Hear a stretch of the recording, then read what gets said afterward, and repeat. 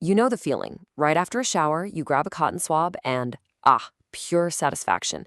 It feels so right. But every doctor, every package, pretty much everyone in the know tells you it's so wrong. So what is going on here? Let's dive into this weird little paradox. Yeah, that's the big question, isn't it? Why does it feel so incredibly good to do something we're constantly warned against?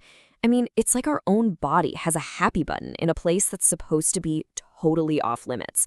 To really get why it's so risky, we first have to understand why it's so rewarding. So, let's start with the why. What's behind this uniquely satisfying feeling? Well, the answer is hiding deep inside the anatomy of your ear canal. And the funny thing is, the earwax we're so desperate to get rid of, it's actually good for you. It's there to protect and lubricate your ear, but that feeling is hard to resist.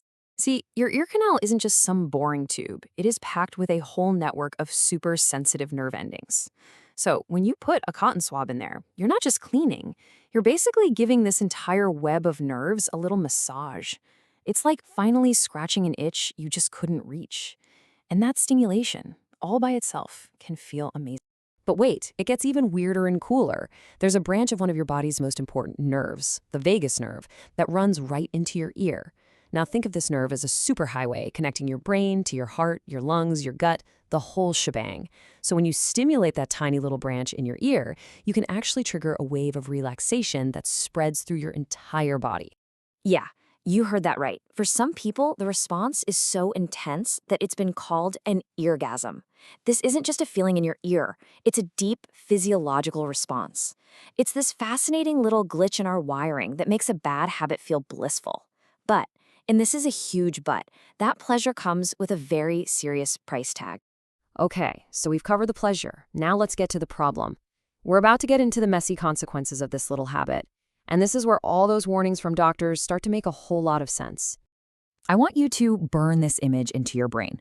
Forget thinking about this as cleaning. From now on, when you look at a cotton swab, I want you to see a tiny little cannon plunger, because that's exactly what it is. You're not scooping things out, you're ramming them further in. Here's how it goes down.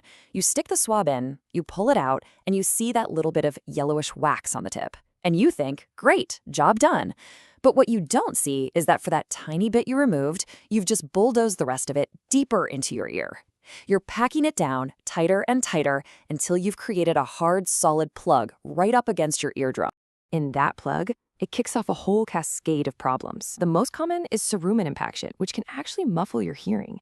When moisture gets trapped behind that plug, you're looking at painful ear infections. And the real irony? By scraping out the lubricating wax, you make your ear canal dry and itchy, which starts this vicious cycle where you feel like you need to scratch it even more. And in a worst-case scenario, a simple slip of the hand could puncture your eardrum or even dislocate the tiniest bones in your entire body. So if we aren't supposed to be jamming things in there, what are we supposed to do? The answer is, well, it's beautifully simple. Nothing. You do absolutely nothing, because your body has already engineered the perfect solution. Just think of it like this. The skin inside your ear canals is basically a slow-motion conveyor belt. It's designed to grow outwards, starting from the eardrum and moving toward the outside. As it moves, it naturally carries all the old wax, dead skin, and any gunk that got in there with it. It just brings the trash out to the curb for you. And the best part? You're helping this process along all day, every day, without even thinking about it. Every time you talk, or chew, or even yawn, those little jaw movements help nudge everything along its path out of your ear. It's an active, brilliant, self-sufficient system. Now, a quick fun fact, not all earwax is created equal. Your type of earwax is actually determined by a single gene. There's the wet type, which is dominant and more common in people of European and African descent, and the dry type, which is recessive and more common in people of East Asian and Native American descent. Pretty neat, huh? Okay, so every now and then that natural conveyor belt can get a little backed up, and you might get a real buildup of wax that's causing problems. I can hear you asking, so what do I do then? Well, let's look at the actual medically approved way to handle it. First, and I cannot say this enough, the number one rule is this: do nothing. For the vast majority of us, the best thing you can do for your ears is to just leave them alone. Trust the system. You only need to step in if you're actually having symptoms, like your hearing is muffled or you have a constant feeling of fullness in your ear. Now, if you do need to step in, this is the safe way to do it. It's a 3-step process. Step 1, and this is crucial, is to soften the wax for a few days using some approved drops. Step 2 is to gently, and I mean gently, flush the ear with warm water. A simple rubber bulb syringe is all you need. And finally, step 3. Just tip your head, let the water drain out, and gently dry the outside of your ear. And for that all-important first step, the softening, you've got plenty of safe and easy options. Simple stuff you might already have, like mineral oil or baby oil, works great. You can get over-the-counter kits like Daybrox. Even a few drops of 3% hydrogen peroxide or a bit of baking soda dissolved in water can help break up that hardened wax.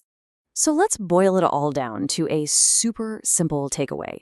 The don'ts list. Number 1, our friend the cannon plunger, the cotton swab. Also on that list are ear candles, which are dangerous and don't work, and basically any other object you can think of. The do's list is much better. Number 1, leave them alone. If you have symptoms, use the soften and irrigate method, and if that doesn't work, it's time to see a professional. Simple as that. So really, here's the bottom line. The desire we have to clean our ears comes from a good place, but it's totally based on a misunderstanding of how our own bodies are built. The pleasure is just a weird biological quirk, and the cleaning is almost always unnecessary and harmful. Your ears have got this. You just have to trust them. And that really leaves us with a bigger question to think about, doesn't it? This whole ear cleaning thing. It makes you wonder, what other common, well-intentioned health habits might actually be messing with our body's own incredible self-regulating systems? It's a good reminder to sometimes just step back and trust the brilliant engineering we're all walking around in.